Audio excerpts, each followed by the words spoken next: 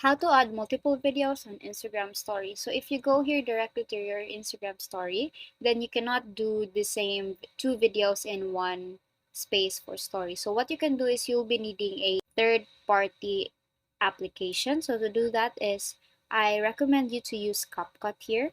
I want you to use CapCut because it's really easy. So here tap on new project and just choose the video that you want to connect and create as one video. So tap on the two videos here and tap on add on the bottom right. So here, as you can see, you have successfully added these two videos as one. So if you are satisfied with that, what you can do is on the upper right, you'll see a export button there. Tap on the export button and wait for it to be exported. Now here, next thing that you want to do is to go here to your Instagram. So here, the next thing that you want to do is to go here to your Instagram application and go to your home page and just swipe here to create a story.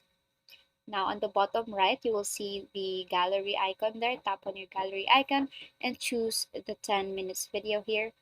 So if you tap on this, just wait for it. Now it will see switch to the other video and basically tap on done there and tap on post.